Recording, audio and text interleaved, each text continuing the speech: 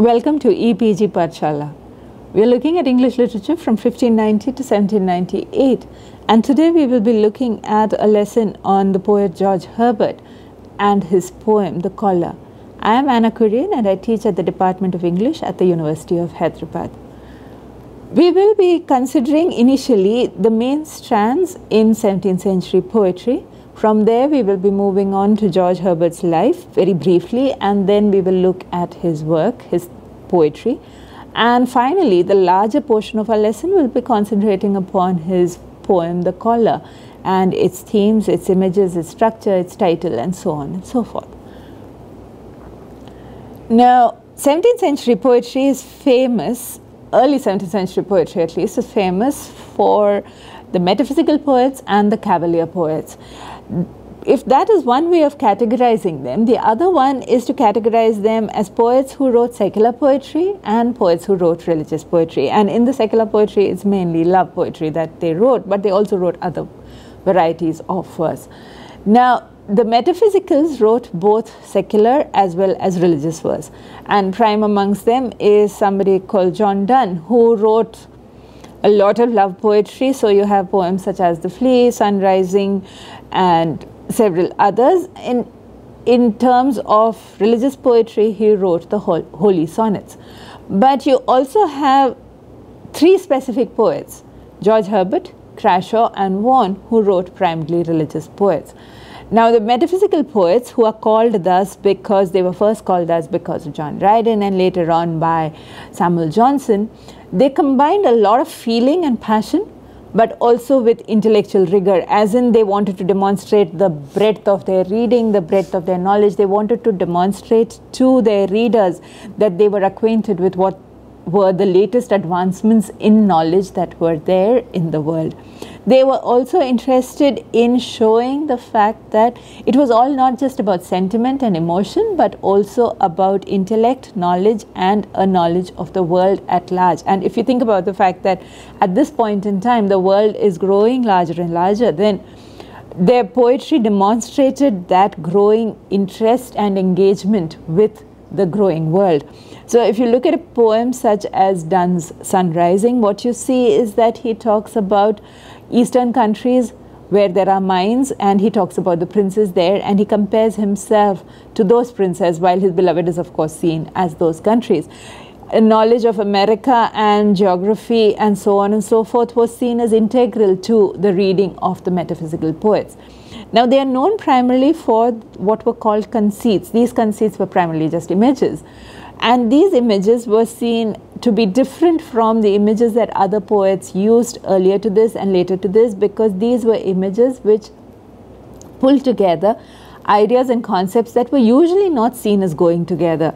The formulation that Johnson put out about them was that they were heterogeneous ideas yoked by violence together. So ideas that do not necessarily seem to be similar were pulled together and made to be compared violently by these poets.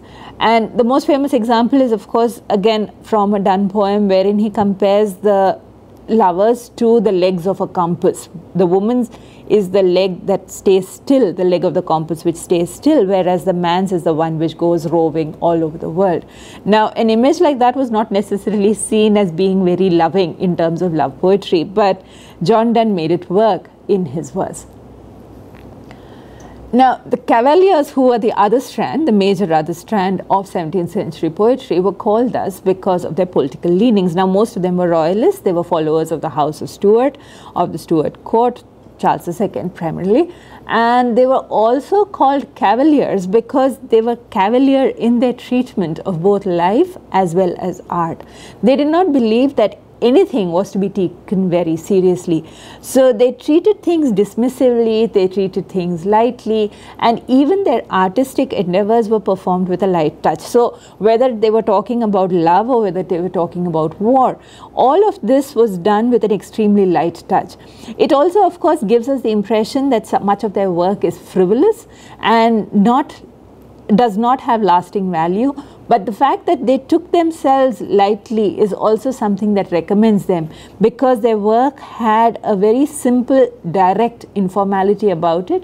It was vigorous, in its love for life, and they celebrated everything to do with life, whether that was making love, whether it was the appearance of the beloved with her hair disheveled, with her clothes disheveled. They wrote about everything. The minute details of everyday life was part of their poetry. Now, moving on to George Herbert, who belongs to the metaphysicals and is seen to be in a line of direct descent from John Donne.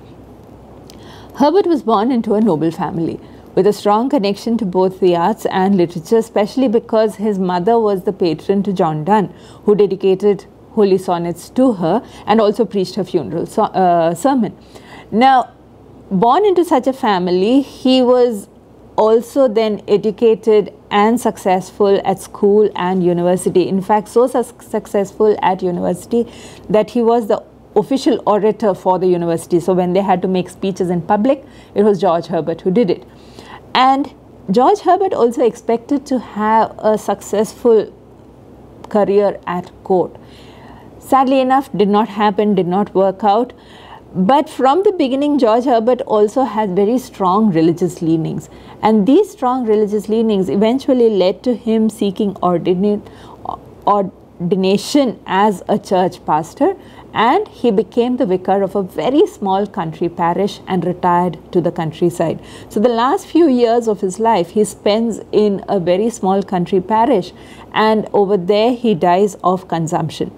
Now, his poetry, his reputation rests upon just one volume called The Temple, and this was published posthumously. There is also an interesting story about his publication, which is that he wrote all the poems, but he sent it to his friend Nicholas Ferrar, and he said that they were not to be published unless it would help some other soul who was wrestling with God and who might find some comfort, some solace in reading this poetry.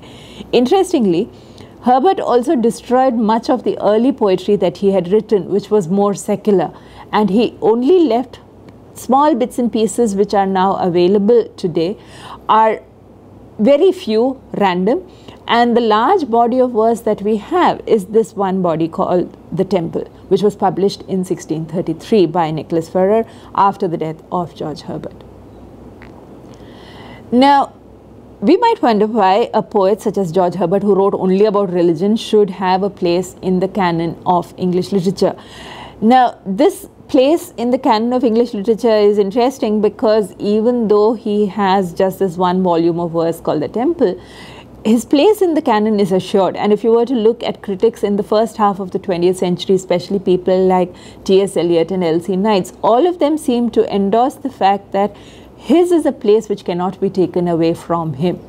One, of course, he is in a direct line of descent from John Donne, and he writes poetry in the style of John Donne, but it is not that his influence is only that. His work also influenced other poets. So both Vaughan and Crashaw admit that they have a huge debt to the work of John Donne. Several minor poets as well, such as Strahan and Mildmay Fane, also claim to be in a line of descent from John Donne via George Herbert. Now, while John Donne was of course far more intellectually rigorous in his work, Herbert is noted for his very quiet sensibility and his very gentle tone. Now, Herbert, even when he is most angry, eventually at the end of the poem will return to God.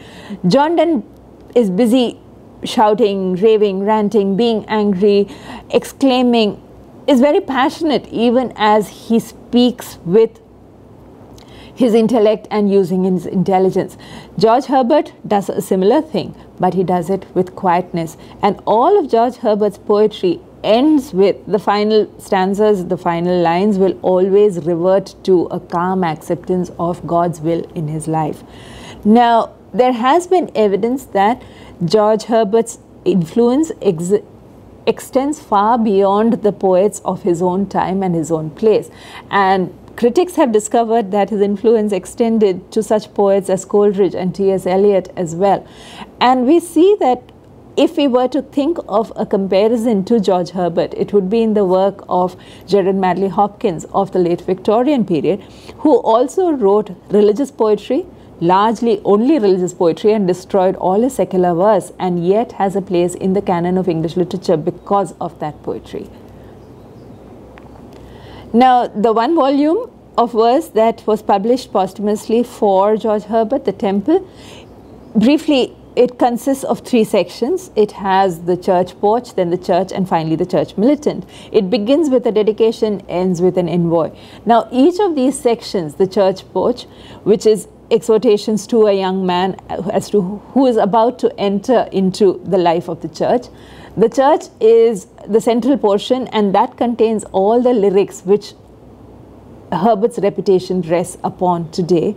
And then finally there was the church militant, which talked about the fact that the church was slowly spreading and going to other countries, other nations, other lands, especially America. So what we have then is a movement from the church as it first influences a young man through the kinds of battles and conflicts that come to a person when he is part of the church, to the fact that the church then broadens out and includes more and more people and more lands. Now the church, the central portion, the church, which contains all the short lyric poems which we are familiar with of George Herbert, including Pulley, The Collar, Altar, Discipline, Love, all of them. They speak of man's relationship with God, but they also then tell us about the kinds of trials which one encounters if you try to have a good relationship with God. That it's never easy, that there are always troubles, and how you encounter those troubles and how you deal with them is what then makes your religious life stronger. And that these are a very necessary part of the everyday religious life. It also, of course, gives us several aspects of God himself, which we see over there in the poem. And we see that these aspects can lead to despair, but also eventually to calm acceptance and love. Now, of course, we come to the poem The Collar. Now, The Collar is a fairly longish poem. It has 36 lines in it, and it begins with an extremely decisive action that the speaker of the poem is performing. In fact, it begins with the speaker saying, "I struck the board and cried, no more, I will abroad." It begins with, therefore, somebody who is saying he's had enough. He's like fed up. He can't deal with anymore. So he's repudiating the life that he has led for so long, and he's saying that no more, I will abroad. I will leave this and I will go away. And then, of course, he tells us the litany of woes that he has. What shall I ever sigh and pine? He says, my lines in life are free, free as the road, loose as the wind, large as store. And then he goes on to talk about the fact that he has nothing. Everybody else seems to have bays and there are flowers and garlands, but he himself, he has nothing. Everything has been blasted and wasted. And then finally he comes to the end of the poem and he says, he raved and grew more fierce and wild at every word. But then he says, methought I heard one calling, child, and I replied, my lord. Now the poem then moves from extreme anger through a lot of raving and ranting and growing more fierce and wild, as the poet himself says, to the last 2 lines wherein he believes that he hears a voice calling to him, and he immediately responds and he says, my lord. And it ends with that. So we are not told what happens after that, but in that acceptance of the 2 words, my lord, he accepts the lordship of God over his life, and then he moves on from there. Now the collar is alongside the pulley, which is about hope. The Collar is the most popular poem of George Herbert. It's also the most anthologized poem of George Herbert. It is a dialogic poem, a narrative poem, and it is a dramatic monologue which tells us a story. It tells us a story about the speaker's anger and his annoyance with God. He's really furious with God, which is why he begins by saying, I struck the board and cried no more. Right? He's like had it. He doesn't want to have anything more to do with God, and he's out of there. And he claims that he cannot find any meaning to the life that he has been leading for so long. So what we are then led to assume is that this person who is speaking is somebody who has denied himself and who has restricted his life, who has a very small, humble, simple life because he is following God. But doing that, he has gained nothing. He says there is no meaning to this life. There is no joy to this life, there is no harvest to this life, and he is furious about it. In that fury then he speaks to himself and he says, it need not be so. I can have a much better life if I just dump all of this. I can have a good life, a life which will be filled with lots of pleasure and lots of other things which are otherwise not available to me. So he decides that he is going to leave all of this and he will live this fuller life which is available to him. And then is when everything falls apart, because even as he decides to do this, he hears or thinks he hears, and that is something that is crucial. Does the speaker in the poem really hear a voice, or is it that he thinks he hears a voice? As he says, as I raved and grew more fierce and wild, methought I heard a voice. And methought is crucial, because what he's saying is that he just has to think that he hears a voice calling out to him. He just has to think that he hears God's voice, and that voice says, child. So he is addressed as a child of God, and immediately he of course responds saying, my Lord. Now, when we look at the structure and techniques of the poem, what we see is that it is built up in the nature of a story. We are being told a story. The speaker in the poem, and let's not get confused that this is the poet. No, it is a speaker who is speaking. There is only one speaker, and he speaks to us in different voices. And he tells us a story which is in parts.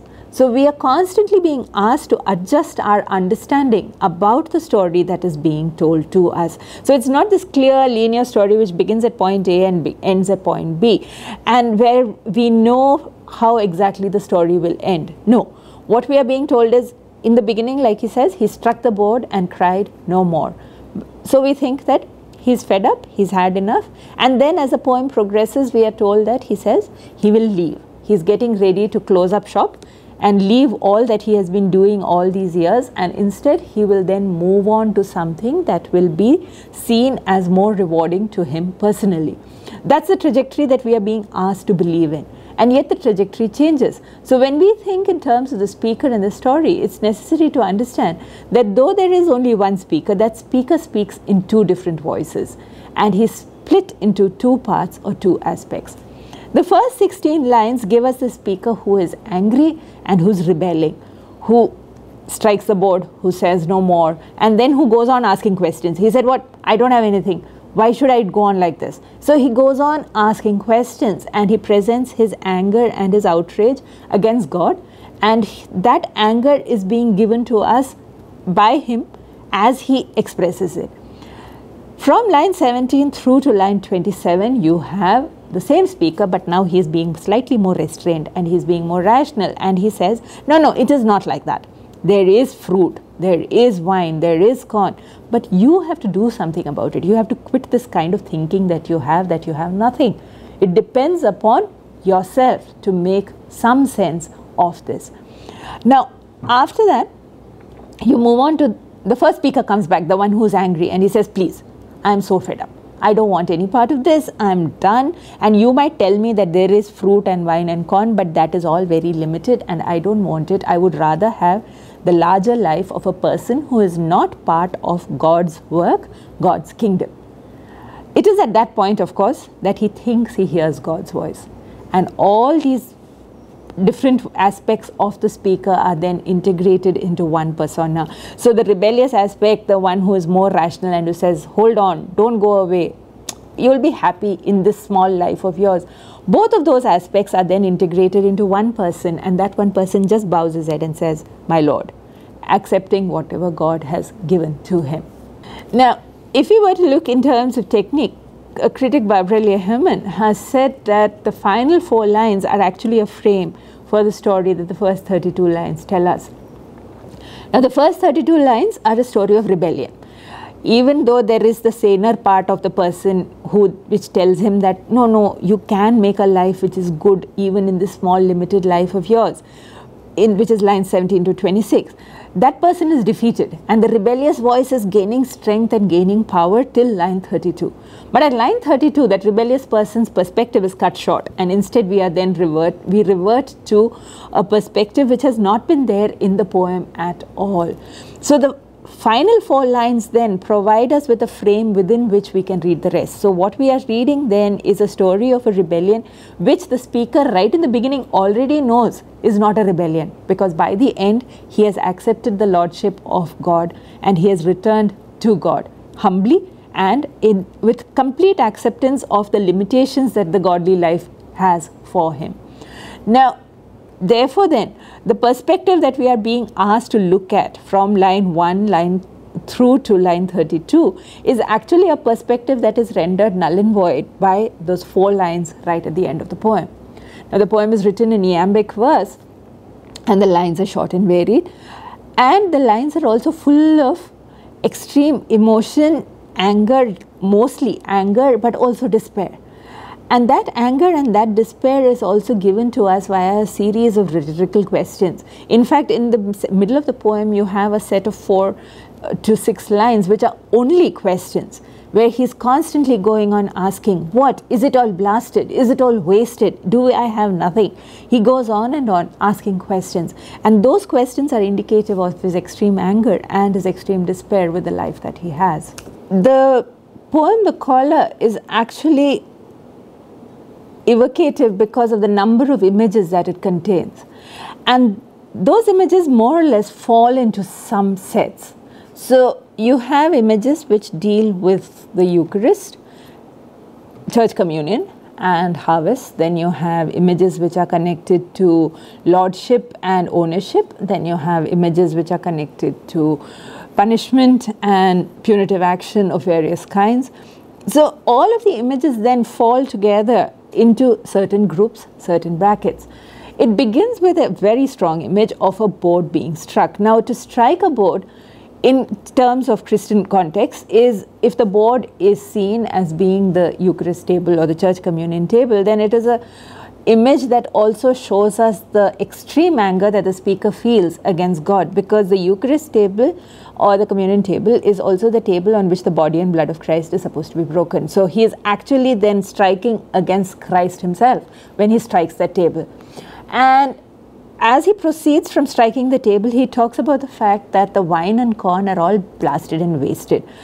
So what he says is that Christ himself has lost all power in his life, that there is nothing that can be redeemed for him, because the table of Christ, he has struck it, and the body and the blood of Christ is no longer seen as being capable of regenerating him, as giving him new life. Instead, it is something that is in itself consumed and wasted away. He also speaks in terms of harvest. He says that, does he have no harvest? Is there no fruit to gather? And he speaks of himself as somebody who is fruitless. Now, this is also an image that recurs for us. If you think about it, you have Milton who uses it, and later on Gerard Manley Hopkins who uses it, that the life of God is a life that is basically fruitless. You get nothing from following God. That working for God means that you are a failure in terms of human activities, successes, and so on and so forth. So he speaks of a series of images. If you look at the first 16 lines, you see these images of fruitlessness and a complete lack of any kind of worldly success. Interspersed with this is also the idea and the image of freedom. And he has 2 images which he primarily uses for freedom. One is, of course, the fact that he claims that he wants to be free as the road, free as the wind. And both of those images are interesting, because do roads offer that kind of freedom? We might say that the road is an image of freedom in the sense that it goes on, and you cannot stop on that road. But roads are also limited because they are man-made, they follow set paths. So is it complete freedom in that sense? Similarly, when he talks about the wind, that the wind is free. The wind is free, yes, but only insofar as humans have not put up buildings and things which stop the wind, because then the wind is also stopped. So even his images of freedom have embedded within them ideas of restraint and limitations.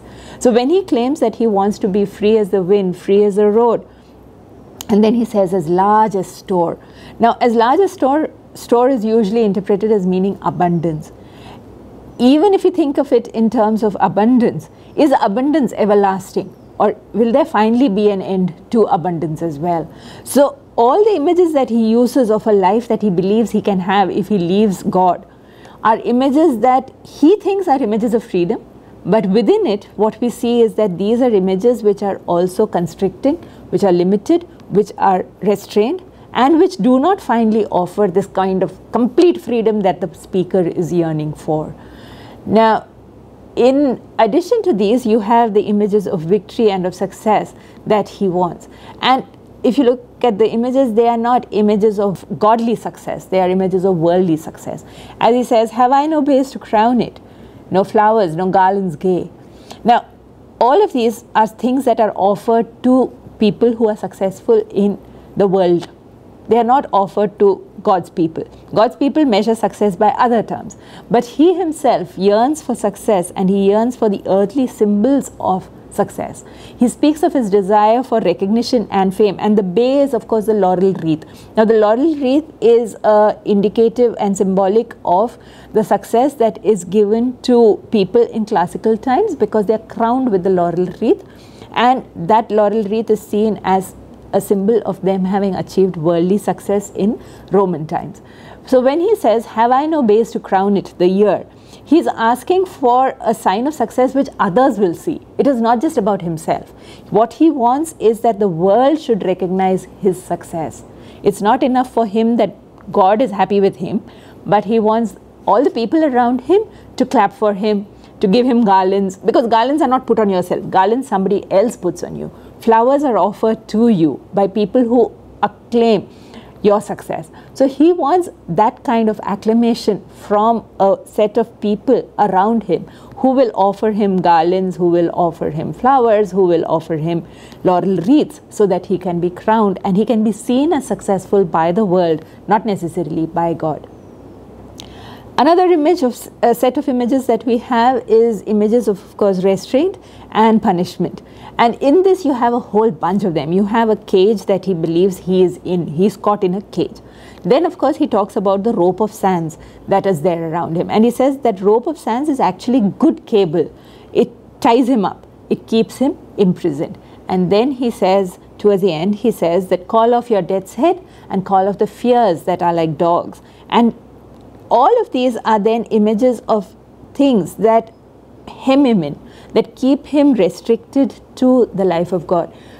In association with the fact that all of these are seen to be things that he suffers from because he follows God, then God's calling is actually something that is very unpleasant if you look at it in the poem. It's something which offers death, which does not offer him freedom, because constantly there are vicious dogs around him which will bite him if he tries to escape. So God is actually something then which makes it difficult for him to enjoy a full life, a good life. And he resents all of this, and he is angry with all of this because he does not see any worth in the life that he lives for God. There is no success. Instead, there is a lot of fear. There are the ropes of sand, and actually the ropes of sand image is something that is multi-layered, because sand ropes are not really substantial. You cannot tie up anybody with a rope of sand. But a rope of sand can be something that can be a constant irritant. It can also, in the mind of the speaker of the poem, it becomes good cable, it becomes a strong cable. So the rope of sand is something that's actually in his imagination and becomes something far worse than it is. What might have been a minor irritant becomes to him a strong rope which keeps him tied up in the service of God. Now, all of these images then come together to show us somebody who is so unhappy with what he has. His life is not something that makes him happy at all, and he finds nothing nourishing or sustaining in that life. We'll briefly take a look at the title of the poem. Now, the title of the poem, The Collar, of course, it is about the collar worn by clerics, vicars, pastors in the Church of England. And it's a very distinctive collar, different from the collars of ordinary men. So therefore, the collar is symbolic of the life of the speaker in the poem. But nowhere in the poem is there any mention of the collar itself. So it's only the title, in the title, that we encounter the word the collar. Otherwise, there is no collar. Now, a collar is also something which is restrictive, which hems you in. Men's shirts which have collars, if they are buttoned up to the top, can be kind of suffocating, which is why lots of young people like to wear t-shirts rather than shirts, because you can't be buttoned up. So the collar is then something that is restrictive, that is restraining, and that can often be seen as suffocating. The collar is also emblematic of slavery. Slaves wore collars of iron around their necks. and that signified slave status. So when he says he has a collar, or he is being suffocated by his collar, he is speaking in terms of the collar that is from God, but also the collar that makes him like a slave, stuck in a place where he has no freedom. But it's also, collars are put upon animals, especially dogs, and they signify ownership by somebody else, but also a method of restraining an animal. An animal which is ruled by passion rather than by reason, by passion and appetite. And what we see in the poem is a person who is speaking is ruled by his passion and his appetite rather than by his reason or by his will. So in all these aspects then, the collar is indicative of the way he sees himself. He sees himself as a slave, as an animal, but also as somebody who has lost all power over his life and is slowly suffocating in the tightness of that collar. The collar could also, of course, be collar, which we pronounce it differently today, but in those times, collar and collar would have been the same. Collar, which indicates anger and rage, and we see anger all over the poem. But finally, the collar is also somebody who calls. And that is in the last two lines. Methought I heard one calling, child. And I reply, my Lord. So the caller is the speaker whom he thinks he hears in the last two lines of the poem, and to whom he responds finally. We come to the themes in the poem, and one of the themes, of course, all pervasive, is the anger that he feels. And that anger is quoted as rebellion, as anger, as distress. But it's also fear. He is afraid of what? The anger stems from fear, the fear of wasting his life, the fear that the choices that he has made have consequences which will then be detrimental, and those consequences will lead to him making further errors. So he's all the time afraid as he speaks, and that fear leads to this terrible anger which he feels because he sees everybody else having successful lives and he sees himself rotting away in a barren life. The final theme, of course, is the acceptance that we see in the last four lines of the poem. And that does not involve an actual call, because there is no call that is heard by all of us. It's a call that the speaker thinks he hears. And from that call, there is a new understanding that emerges. And that understanding is an acceptance of his position as servant to a loving God. And that is why God calls him as child, but he answers, my Lord. So God offers him the position of child to a loving father, but he prefers to be servant to a master. And so now we've come to the end of George Herbert's The Collar. We have looked at the strands of poetry in 17th century England, but we have focused upon the images, the structure, and the main themes in the poem The Collar by George Herbert.